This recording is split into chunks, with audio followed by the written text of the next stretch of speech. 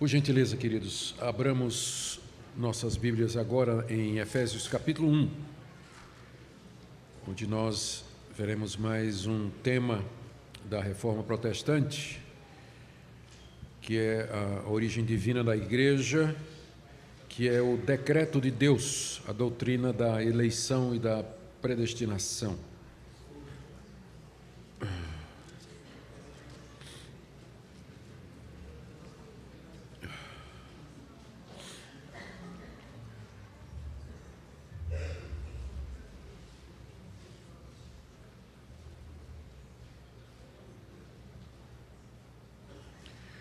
Vamos orar mais uma vez. Nós pedimos, Pai, que nos conduza mais uma vez na compreensão da Escritura, especialmente diante desse mistério profundo que são os Teus decretos, os Teus desígnios. Dá-nos humildade para reconhecer que não sabemos todas as coisas e para nos ater àquilo que foi revelado. Pedimos compreensão, ó Deus, para a edificação da Tua Igreja, Tua glória e a alegria do Teu povo. Em nome de Jesus. Amém. Esse é um assunto que nós devemos tratar com muita cautela e humildade. A começar pelo fato de que poucos assuntos têm despertado tanta polêmica dentro da igreja do que essa questão dos decretos de Deus, particularmente no que se refere à salvação de alguns dentre a humanidade, deixando outros à sua própria condenação. Mas eu não vou fazer uma abordagem sistemática do assunto, eu vou expor esse texto de Efésios 1, de 1 a 23, na verdade vou só até o verso 14, onde o apóstolo Paulo fala de como Deus, na eternidade, planejou a igreja, como Deus Filho, no tempo apropriado, na plenitude do tempo, ele veio até nós, para que esse plano pudesse se concretizar, e como Deus Espírito Santo aplica esses benefícios que nos foram dados pelo Senhor Jesus na cruz a todos nós que pela fé somos dele. Então, embora a doutrina da eleição não seja o tema principal do que está aqui em Efésios 1, de 1 a 14, contudo ele aparece de forma destacada. E eu creio que é um bom lugar para a gente começar, se a gente quer entender um pouco a respeito dessa, que foi uma das doutrinas bem destacadas da Reforma Protestante. Bom, vamos lembrar o contexto de Efésios, capítulo 1. Paulo escreveu a carta aos Efésios em resposta a uma preocupação dos crentes da cidade de Éfeso e provavelmente de outras cidades ao redor, com o fato de que ele estava preso em Roma. Paulo escreve essa carta com o propósito de dizer que a prisão dele fazia parte dos desígnios de Deus e fazia parte do grande plano da redenção. Nos capítulos de 1 a 3 da carta, Paulo fala a respeito desse plano. Ele fala da igreja, de como Deus elaborou o plano da redenção, concebeu a igreja na eternidade e como as três pessoas da Trindade se envolveram nesse planejamento e execução. Esse é o tema do capítulo 1, que termina com uma oração de Paulo para que Deus abra o entendimento dos crentes em Éfeso para compreender esse mistério. Depois, no capítulo 2, ainda no mesmo tema, ele fala de como pela graça nós estamos unidos a Cristo, perdoados dos nossos pecados, mesmo que nós éramos condenados.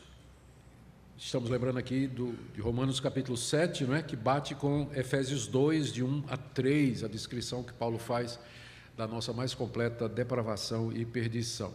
Mas Deus, pela graça, junta judeus e gentios, que é o tema do final do capítulo 2, formando um novo corpo, um novo homem, que é a igreja.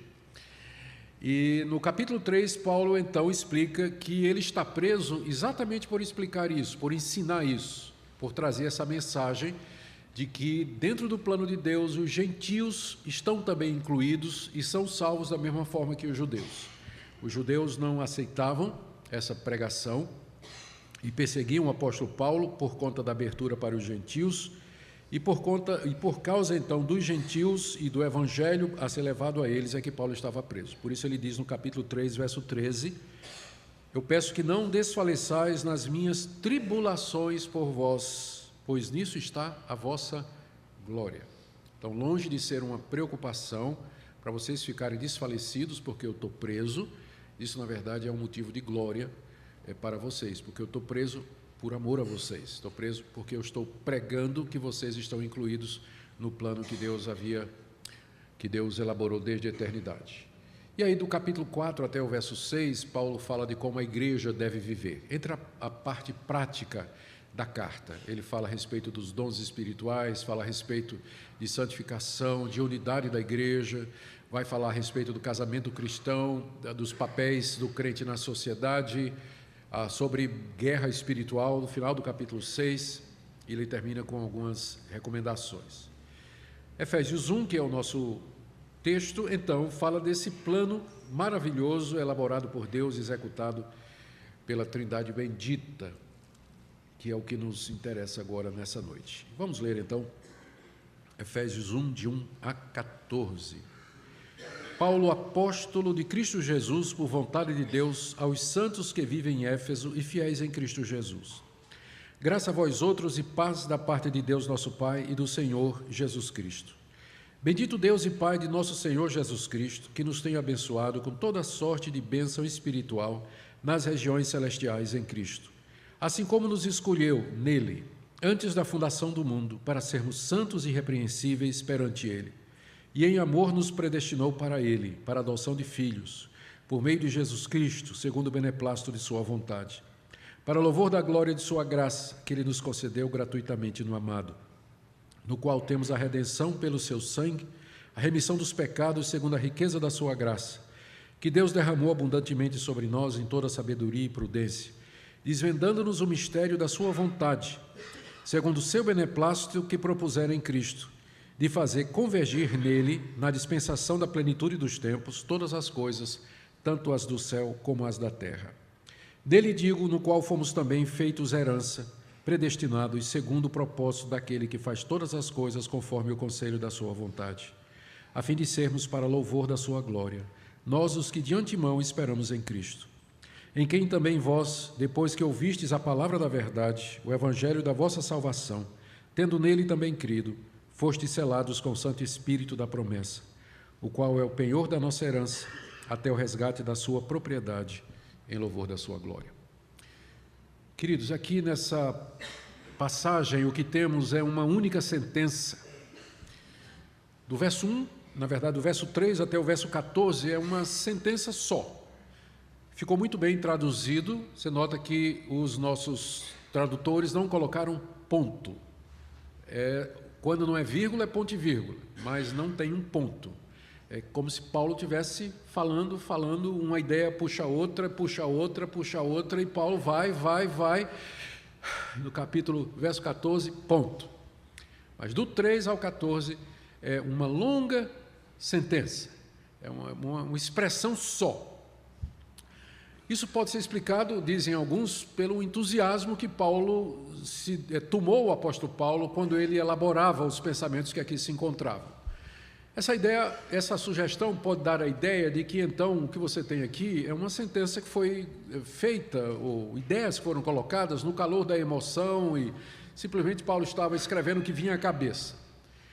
Mas quando a gente presta atenção no que vai do verso 3 até o verso 14, a gente percebe que é uma sentença muito bem elaborada. Ela tem 3 partes, cada uma delas dedicada a uma das pessoas da Trindade e terminando com a expressão para o louvor da sua glória. A primeira parte é do verso 3 até o verso 6, em que o apóstolo Paulo fala da obra de Deus Pai planejando a igreja, de como Deus desde a eternidade planejou ter um povo para si, um povo que andasse em santidade e que estivesse unido a ele e que fosse dele. Isso ele fala do verso 3 até o verso 6, e ele termina essa parte no verso 6 dizendo que Deus fez isso para louvor da glória de sua graça. Está aí no verso 6. E aí ele começa, ainda no verso 6, a falar do amado, que da parte de Deus desceu ao mundo, se tornou um de nós e com seu sangue redimiu esses que Deus havia escolhido e predestinado antes da fundação do mundo para ser o seu povo. E ele termina dizendo que Deus fez isso, mandou o seu Filho, no verso 12, a fim de sermos para louvor de sua glória. Fecha a segunda parte. E a terceira parte começa ainda no verso 12, quando ele diz que esses por quem que Deus planejou, predestinou, escolheu, por quem o amado morreu, esses o Espírito Santo chamou pela pregação da palavra e os selou, sendo para eles penhor, garantia da redenção, terminando no verso 14 dizendo, em louvor da sua glória. Então você tem todo o plano da redenção aqui, do verso 3 até o verso 14, atribuído pelo apóstolo Paulo à ação conjunta das três pessoas da Trindade, com o propósito único. Deus fez tudo isso para o louvor da sua glória. E aqui nós já temos aquela pergunta, temos a resposta àquela pergunta clássica. Se Deus sabia o que ia acontecer, por que Ele fez? A resposta é dada 3 vezes aqui, para o louvor da sua glória, para o louvor da sua glória, para o louvor da sua glória. Ou seja, para que a sua glória seja louvada eternamente por aqueles que são objeto da sua graça e da sua misericórdia, e que sua graça seja reconhecida, ainda que no estado de condenação por aqueles que se perderão por conta dos seus próprios pecados. No final, tudo é para a glória de Deus, segundo Paulo nos diz aqui. Vamos tentar então analisar cada uma dessas partes, começando aí com Efésios 1, de 3 a 6, em que ele fala do planejamento do Pai. Observe aí alguns versos que eu destaquei, alguns verbos que eu destaquei, sublinhei, não é? No verso 3, bendito Deus e Pai do nosso Senhor Jesus Cristo, que nos tem abençoado, ou seja, aqui é uma coisa que já aconteceu com efeitos no presente, Deus já nos abençoou e nós já experimentamos os efeitos dessa bênção no presente. E ele menciona 2 bênçãos. No verso 4, ele fala que Deus nos escolheu, entre essas bênçãos mencionadas no verso 3, ele destaca no verso 4 a escolha, que ele dá como sendo já consumada, está no passado o verbo, e a predestinação no verso 5, e nos predestinou para ele. E no verso 6 ele dá o motivo pelo qual Deus nos escolheu e nos predestinou, que é para o louvor da glória de sua graça. Então essa é a estrutura da passagem, e nós vamos então examiná-la aqui um pouco mais detalhadamente. Verso 1, bendito Deus e Pai de nosso Senhor Jesus Cristo. Paulo começa bendizendo a Deus. Bendizer significa falar bem, significa reconhecer a bondade daquela pessoa e os benefícios que daquela pessoa vieram para nós. É um misto de gratidão com louvor e doxologia que a gente tem aqui. Ele bendiz a Deus, porque Deus, diz ele, nos tem abençoado com toda sorte de bênção espiritual nas regiões celestes em Cristo Jesus. É assim que Paulo inicia a carta aos Efésios, bendizendo a Deus, porque dele provém todas as bênçãos. E ele destaca aqui bênçãos espirituais. Tudo é bênção, mas Paulo aqui, sem cair na velha dicotomia, não é? Entre o bem e o mal, o sagrado e secular, quando ele fala de bênçãos espirituais, são aquelas bênçãos que têm a ver com o mundo vindouro, tem a ver com o novo céu e a nova terra, a nova realidade que já raiou em Cristo Jesus, com o agora escatológico, a nova era que já veio com Cristo. Então Deus já nos abençoou. Há uma bênção no final da história, quando Cristo vier, houver o julgamento e o novo céu e nova terra onde habita a justiça, com a ressurreição dos mortos. Há uma bênção reservada no final da história. Mas Ele já nos abençoou, já nos tem abençoado aqui e agora com essas bênçãos. Nós já somos participantes delas. Isso Paulo está agradecendo. Note que é o inverso do que a gente costuma fazer. Eu não sei vocês, mas a minha tendência, quando eu acordo e vou orar pela primeira vez no dia, Senhor, obrigado pela noite que o Senhor me deu, obrigado pelo pão, obrigado pela casa, obrigado pela minha esposa, obrigado pelo meu carro, obrigado pela minha saúde, sim, e obrigado pela salvação. Não é? Só que Paulo começa ao contrário, ele começa agradecendo a Deus as bênçãos espirituais. porque as demais, conquanto bênçãos, temporárias são. Elas fazem parte do mundo presente, do século presente, debaixo da condenação de Deus e da ira de Deus, embora pela oração e pela fé são santificadas para o nosso uso, mas o mundo está passando e com ele a sua glória. Todas as bênçãos materiais têm a ver com o mundo presente, que passa. Paulo agradece a Deus, em primeiro lugar, as bênçãos que nos foram dadas nas regiões celestiais em Cristo Jesus. Ele está se referindo ao mundo vindouro que já irrompeu no presente. O agora de Deus, ele já começou, embora ainda não se manifeste plenamente. Mas nós já o aguardamos em confiança, porque a nova humanidade já começou, o reino de Deus está entre nós. Paulo, então, agradece porque Deus já nos abençoou. E aí, no verso 4, ele menciona uma dessas bênçãos. Ele nos abençoou, não é, com toda a sorte de bênção espiritual nas regiões celestiais em Cristo. Verso 4, assim como nos escolheu nele, antes da fundação do mundo, para sermos santos e irrepreensíveis perante ele. Paulo aqui está dizendo que, antes da fundação do mundo, portanto, antes de que nós tivéssemos nascido, qualquer um de nós, ainda antes de Adão ter sido feito, Deus já havia escolhido aqueles que Paulo chama de nós, assim como nos escolheu. O nos aqui é Paulo e os seus ouvintes. Ele está se juntando a eles e dizendo, antes da fundação do mundo, Deus nos escolheu. É claro que ele está se referindo aos crentes em Jesus Cristo. Essa carta não é uma carta endereçada ao mundo, não é?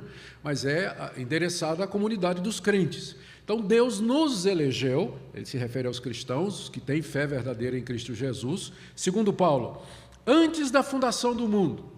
Ou seja, essa é uma expressão para dizer que quando Deus fez essa escolha, não houve nenhuma participação humana, porque nem mundo havia. Então, a escolha ela não está dependente de nada que provenha do homem. Tipo assim, Deus viu quem ia ser salvo, Deus viu quem ia aceitar, Deus viu quem merecia, ou Deus viu isso ou aquilo. A maneira como Paulo está escrevendo aqui exclui qualquer condição humana no processo de escolha. Deus escolheu antes da fundação do mundo, quer dizer, sem qualquer participação da raça humana, com mérito ou antevisão de escolha, antevisão de qualquer negócio. Ele separa isso, para poder dizer que é para a glória dele no final, que ele fez isso por conta da sua glória. Então, ele fez essa escolha. Essa escolha, ele nos diz aqui, foi feita nele. O nele aqui nos remete para o verso anterior. Quem é esse ele em quem Deus fez essa escolha? E a resposta é o Jesus Cristo, de quem Deus é o Pai e é o bendito Pai, não é? Bendito Deus e Pai de nosso Senhor Jesus Cristo. Deus nos escolheu nele, desse que é o Filho de Deus, Jesus Cristo. O que a gente vai perceber, Paulo faz com constância aqui. Toda vez que ele vai dizer que Deus fez alguma coisa por nós, ele vai dizer que foi em Cristo, nele, por meio dele, com isso mostrando que o relacionamento de Deus, o relacionamento salvador de Deus para com a humanidade, sempre é mediado pela pessoa do Filho. Toda e qualquer redenção, qualquer manifestação salvadora é mediante Jesus Cristo. A parte de Cristo, só encontramos a ira de Deus e a sua condenação. Mas é na face de Cristo que nós vemos a misericórdia de Deus e o seu perdão e o seu amor. A escolha foi feita em Cristo, nosso representante, o representante desses que Deus escolheu. Não foi com base em mérito, não foi com nada previsto nosso, mas nele, em Cristo Jesus. E Paulo diz ainda qual foi o objetivo dessa escolha. Verso 4, final do verso 4. Para sermos santos e irrepreensíveis perante ele. A escolha de Deus, ou seja, de entre a humanidade caída e perdida, ele escolher em Cristo aqueles que ele quis, teve como objetivo o surgimento de um povo que Paulo diz aqui, é um povo santo e irrepreensível perante ele. E aqui você já tem a resposta para aquela objeção que muitas pessoas levantam, e com razão, dizendo o seguinte: ora, essa doutrina da escolha, não é? Ela é um pouco perigosa, porque a pessoa que se sente escolhida, ela vai se sentir segura. E ela se sentindo segura, ela vai sentir vontade de fazer o que ela quiser e usar aquele refrão: uma vez salvo, salvo para sempre. Né? E, então, se Deus me escolheu, eu posso viver de qualquer maneira, porque já que Deus me escolheu, eu vou ser salvo, ainda que eu viva uma vida corrompida. Mas aqui a gente percebe que o alvo da eleição foi para que nós fôssemos santos e irrepreensíveis diante dele. Ou seja, onde não há santidade, não houve eleição. Como é que você sabe que você é eleito? A resposta é santo e irrepreensível. Então, quem anda na carne, quem vive na prática do pecado, ainda que se denomine cristão, ele não tem base nenhuma para dizer que é eleito ou que está salvo, que tem certeza da salvação, alguma coisa. Porque sempre na Bíblia, a ação redentora de Deus, mediante Cristo Jesus, é nos livrar da culpa e do poder e da influência do pecado. Foi o que a gente viu em Romanos 7, entrando em Romanos 8. Então, ele nos escolheu para sermos santos. Para sermos santos. Bom, dito isso, ele vai, no verso 5, para um passo adiante, dizendo: e em amor nos predestinou para ele, para a adoção de filhos, por meio de Jesus Cristo, segundo o beneplácito de sua vontade, para o louvor da glória de sua graça. Paulo sempre gosta de colocar essas frases adjetivais, não é? Uma atrás da outra, que deixa os intérpretes loucos da vida, não é? Como Paulo, ele sai emendando uma coisa na outra. A primeira pergunta que nós fazemos é: qual é a diferença de escolheu e predestinou? Não é a mesma coisa? Não. A escolha tem a ver com a separação. Juntando os quadros, num certo sentido, o capítulo 2 de Efésios deveria ser lido primeiro do que o capítulo 1, porque aqui ele fala da queda e da depravação do homem, para depois teria que falar da escolha.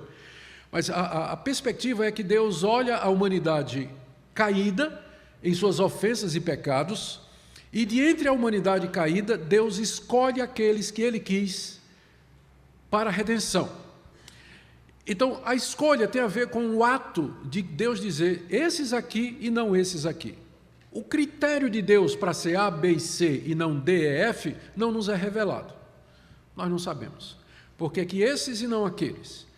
Não é dito na Bíblia e, portanto, nós não podemos entrar nesses desideratos de Deus, porque não faz parte dos desígnios dele que não estão revelados. Não sei, ninguém sabe a resposta para isso.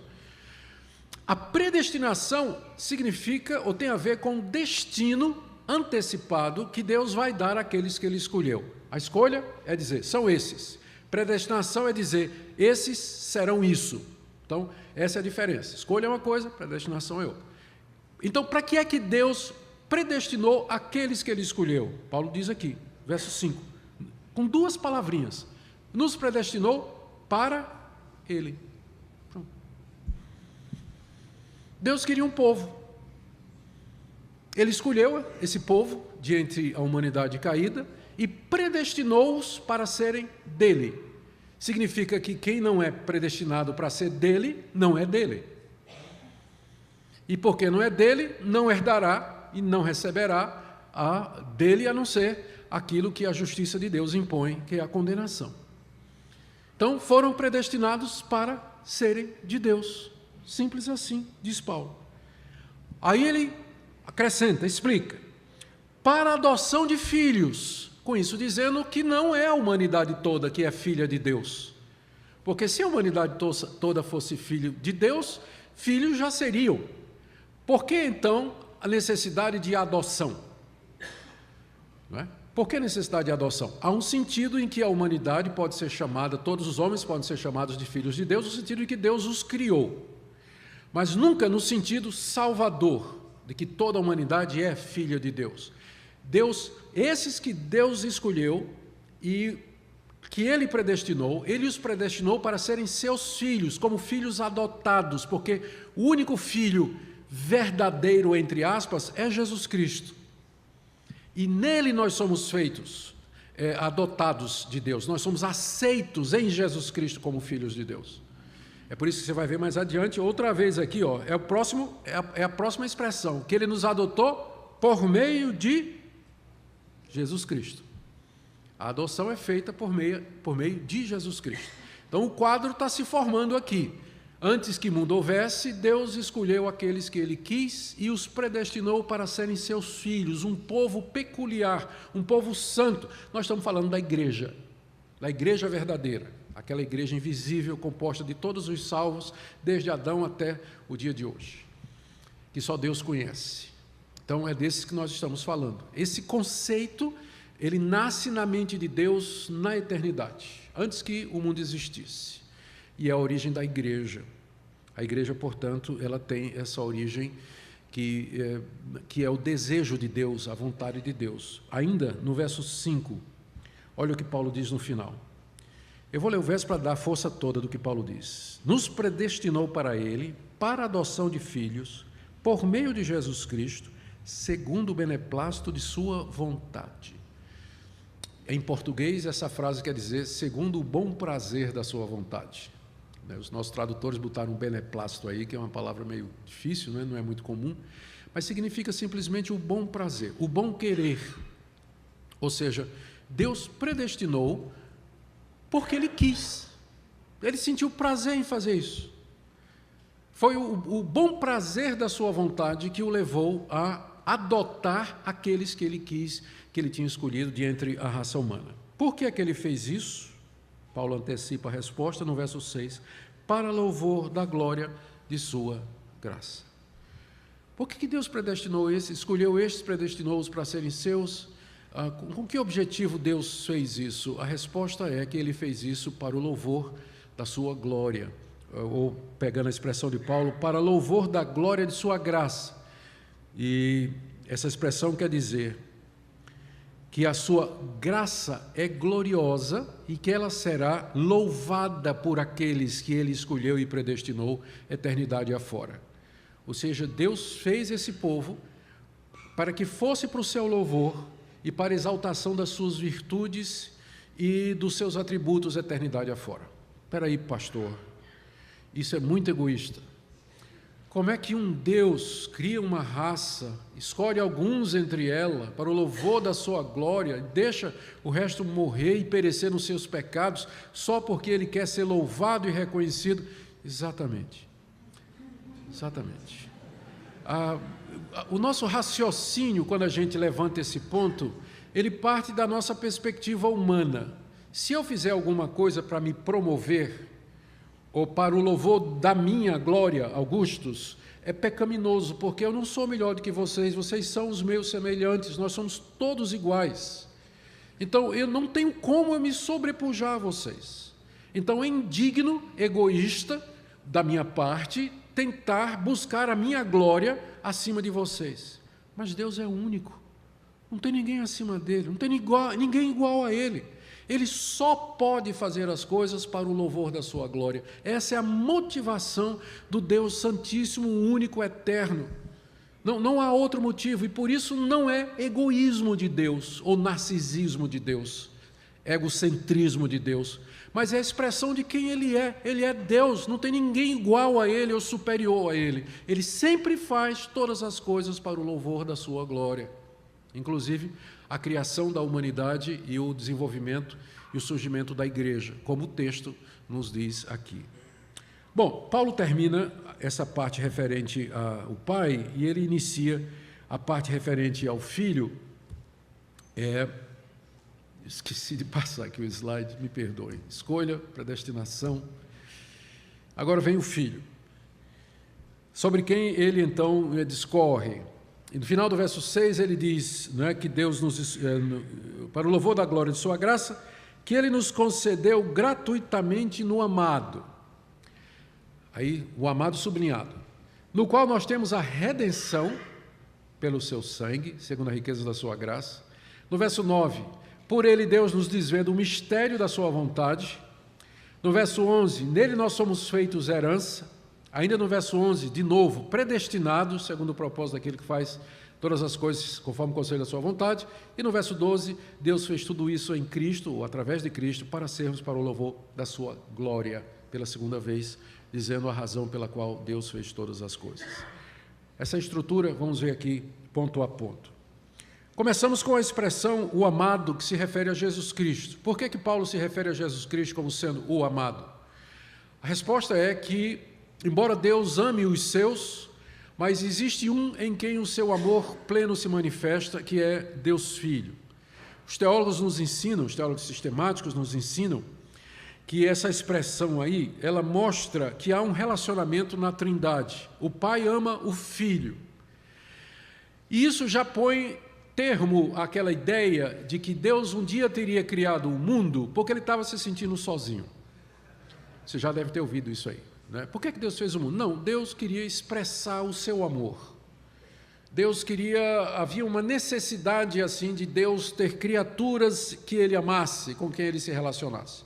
Não havia nenhuma.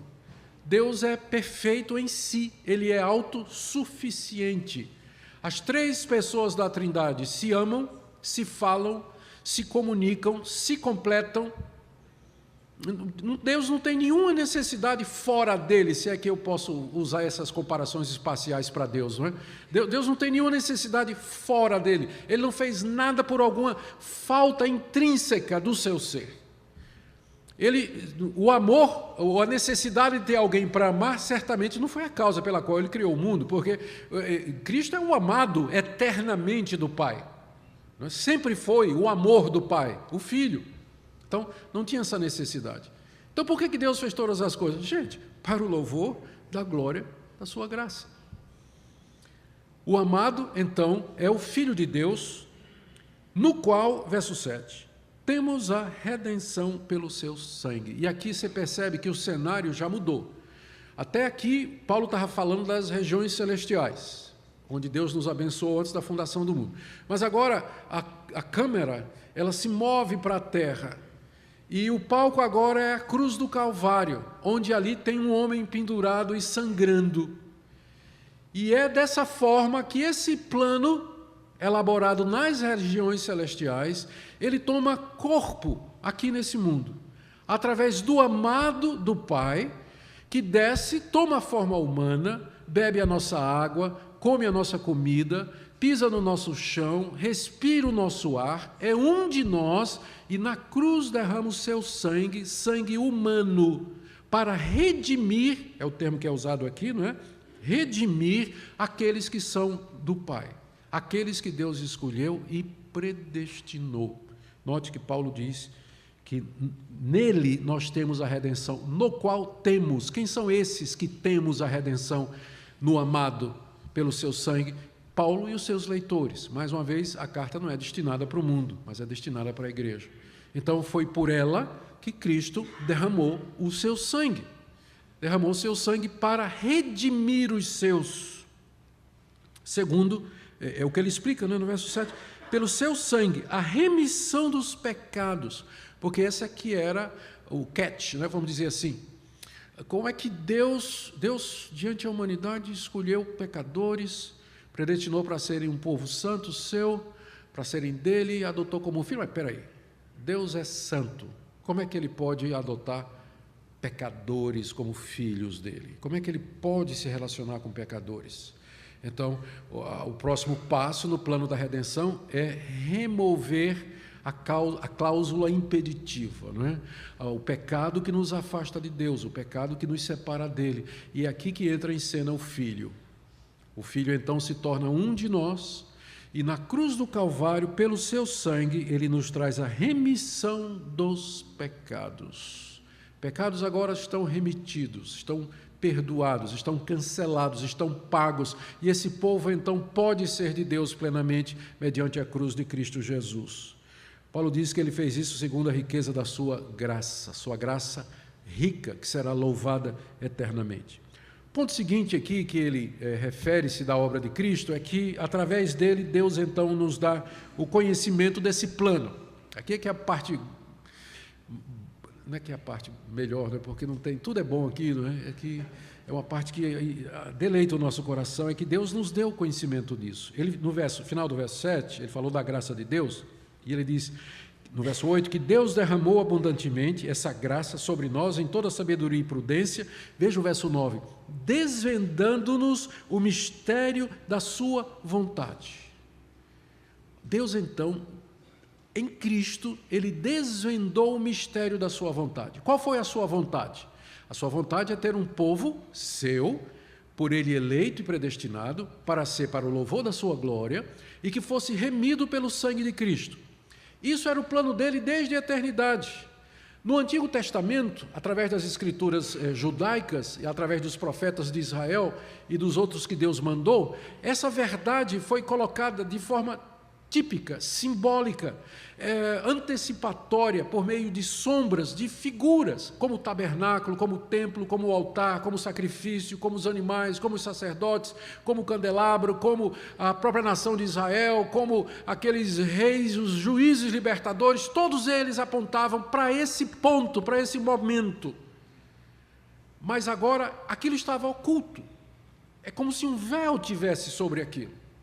Aquilo não era percebido pelos judeus de maneira clara. É claro que o judeu fiel, como Abraão, Isaque, Jacó, Davi, Salomão e os demais profetas, eles entenderam. Tanto é que Jesus disse que Abraão viu o seu dia e se alegrou. Eles foram salvos pela fé na promessa que fora feita a Adão, a Abrão, a Davi, de que viria um descendente que esmagaria a cabeça da serpente. Mas tudo aquilo estava velado, estava em símbolos no Antigo Testamento. Mas agora, o agora de Deus, não é que é esse momento em que o Filho pisa o palco da história, Deus agora desvenda, verso 9, desvenda o mistério da sua vontade. Aquela vontade misteriosa que estava no Antigo Testamento, ela agora está desvendada. Tirado o véu, o objeto velado aparece com toda a clareza e nitidez. E o plano de Deus, então, agora é visto. Que plano é esse? Final do verso 9. Segundo o seu beneplácito que propuseram em Cristo, de fazer convergir nele, na dispensação da plenitude dos tempos, todas as coisas, tanto as do céu como as da terra. Eis o plano de Deus. Eis o mistério desvendado. Deus faz convergir em Cristo Jesus todas as coisas na plenitude dos tempos. O que é a plenitude dos tempos? É aquele momento em que Cristo vem, nasce de uma mulher, nasce debaixo da lei, vive debaixo da lei, é morto pela crucificação, ressuscita dos mortos e sobe aos céus. Esse é o ápice da história, é para lá que tudo converge, tanto é que nós dividimos a história em antes e depois de Cristo, porque é o clímax, plenitude dos tempos. Deus ali em Cristo estava realizando aquele plano que ele elaborou antes da fundação do mundo. E esse era o grande mistério, mas agora é um mistério desvendado. O crente sabe disso. Aqui já tem uma implicação boa para nós, que estudamos filosofia e precisamos descobrir alguma explicação para a história, não é? Como é que a história funciona. Há vários modelos, né, do que é a história. Tem muita gente, os gregos acreditavam, alguns, né, que a história era sempre fluida, né, não tem começo nem fim, né, tudo passa. Outros acreditavam que a história se repete e anda em círculos. O mundo moderno, por exemplo, hoje, existencialistas e outros, não veem ordem no mundo, nem sentido. As coisas acontecem sem qualquer conexão entre si. Não há um plano, não há propósito. Os evolucionistas vão dizer isso para você com toda clareza, não é? Um dos pontos, inclusive, do evolucionismo é que essas mutações que provocam a evolução e a sobrevivência do mais apto, elas são absolutamente randômicas. Ultimamente, até a teologia chegou a ser influenciada por isso, com o surgimento, que na verdade não é nova, né, mas é o antigo socinianismo, da chamada teologia aberta ou relacional, em que Deus não sabe o futuro, né, exatamente porque se Deus sabe o futuro, o homem não é livre. Se Deus sabe o que é que eu vou fazer daqui a 10 minutos, eu sou livre para mudar? Porque se eu mudar, ele já sabe que eu mudei. Então, ou Deus é onisciente, ou eu sou livre. Escolha, você não pode ter as duas coisas. É o que a teologia relacional está dizendo, né? Então, como eu sou livre, então Deus não é onisciente. Deus não sabe o que é que vai acontecer. Então, há vários conceitos de história, né? De como que os processos históricos acontecem e tudo mais. Mas o cristão, ele sabe que a história, à luz do que está dito aqui, que a história está seguindo um plano. Ela teve um começo, ela foi planejada por Deus na eternidade, ela tem um ápice, um clímax, que é a vinda de Cristo, e ela tem uma consumação, e nós caminhamos para essa consumação. Nós já passamos do meio da história, Estamos caminhando para a consumação. Não sabemos quando ela vai chegar, mas nós sabemos que há um Deus que está por detrás da história, que planejou todas as coisas, que tem um começo, tem um meio e se caminha para o fim. E isso dá sentido à minha vida. Porque senão, como viveremos?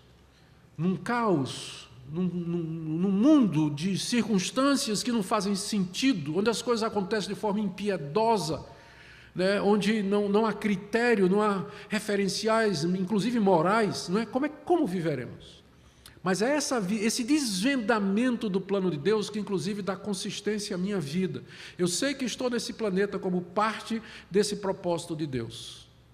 A minha vida se encaixa aqui. Posso não saber os detalhes, mas eu já tenho o framework, eu tenho a moldura onde eu posso encaixar a minha vida. Eu sei de onde vim, o que é que eu estou fazendo aqui e para onde eu vou. Então, o cristão sabe disso. Ele não está perdido, mas ele tem um referencial. Porque em Cristo, Deus desvendou o mistério da sua vontade de fazer convergir em Cristo todas as coisas na plenitude dos tempos. Ou seja, em Cristo acontece a redenção do universo. A redenção do universo. Ao dizer isso, eu não estou sendo universalista. A redenção do universo ela tem que ser qualificada, e é qualificada por Paulo mais adiante, capítulo 2, por exemplo, ele vai qualificar isso aí. Mas é ali que Deus faz convergir para ele todas as coisas. E aí, no verso 11, ele termina essa parte de Cristo dizendo, nele digo, está se referindo a Cristo, no qual fomos também feitos herança. É isso que eu sou, herança de Cristo. Eu sou a recompensa daquilo que Cristo fez.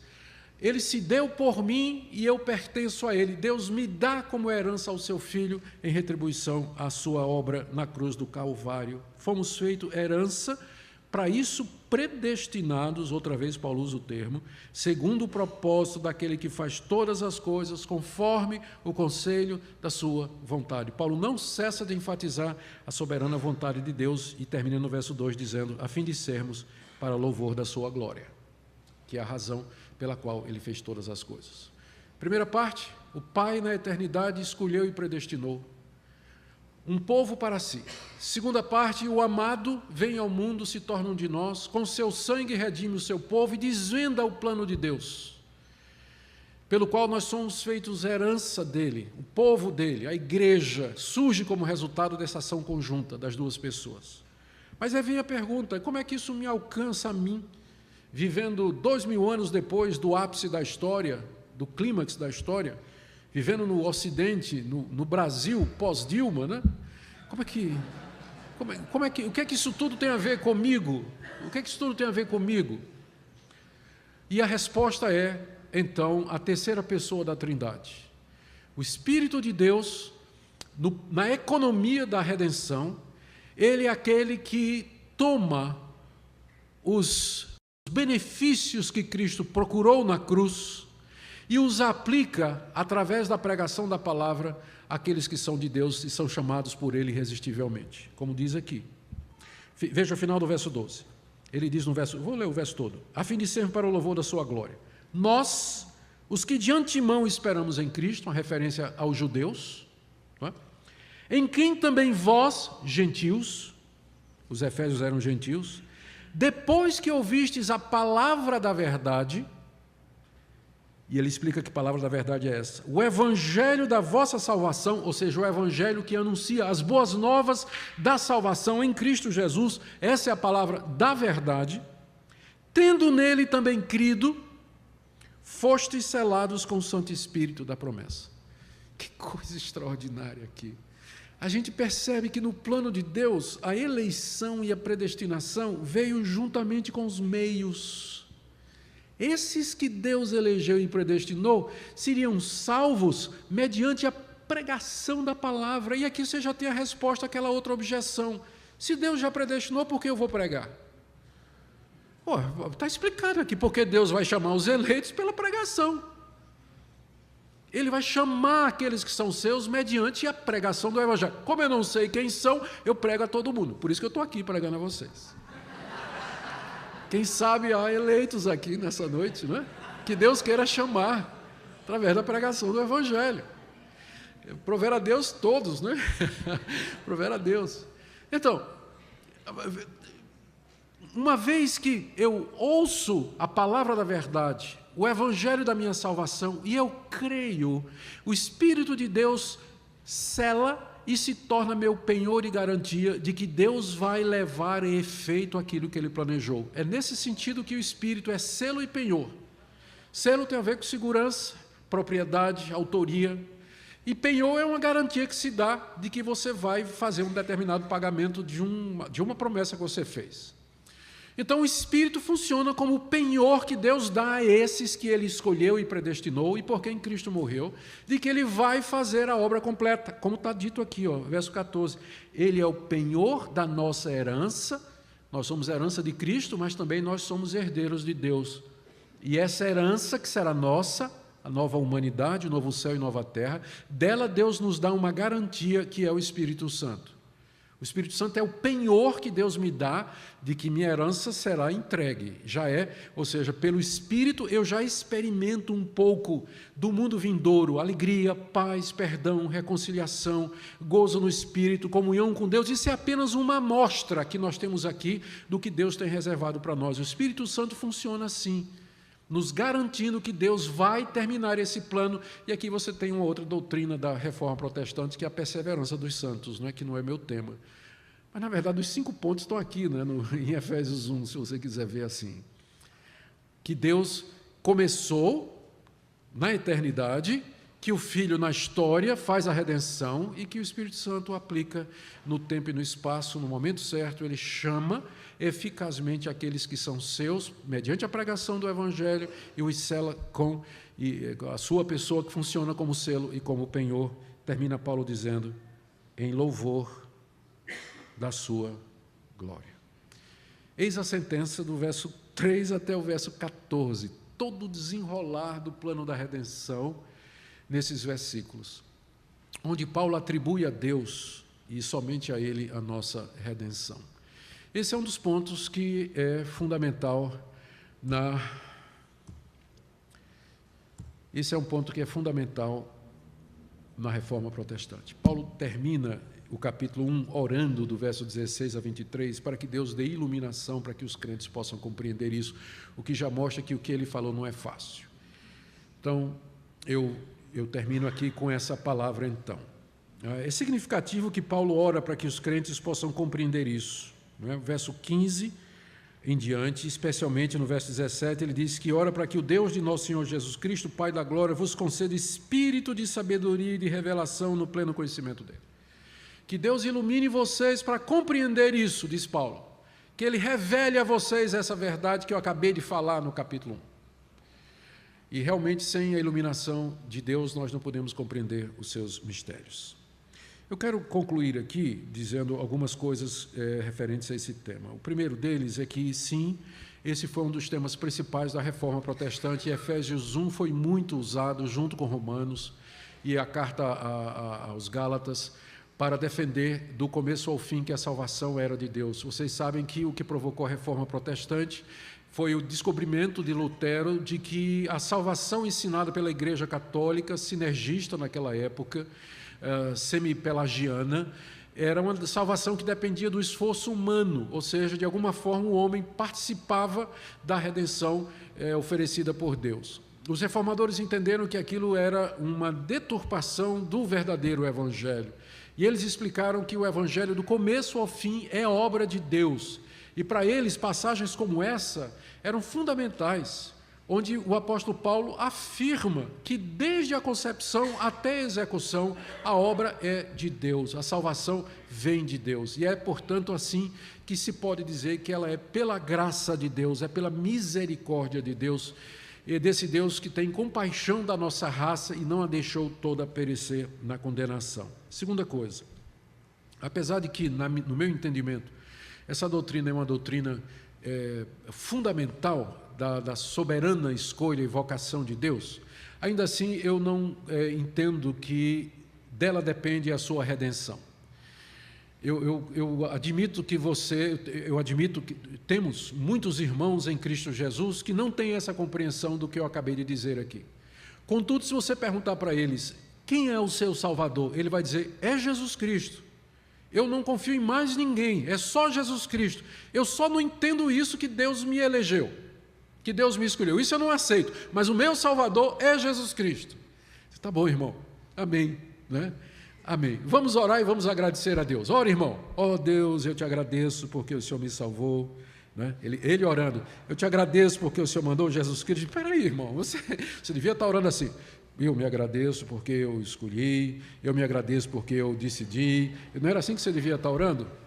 Então, é meu irmão, tá certo? Só acho que ele é um pouco incoerente nas orações, mas é o meu irmão em Cristo Jesus. Não é? Ele é meu irmão. O que eu quero dizer é que a compreensão dessa doutrina, ela não é básica para que você seja salvo. Para que você seja salvo, você tem que crer que Jesus Cristo é o Filho de Deus e que nele e nele somente há redenção e perdão e que não é nada que venha de você. Se você crê nisso, é meu irmão. Louvado seja Deus por isso. Pronto. Outra coisa.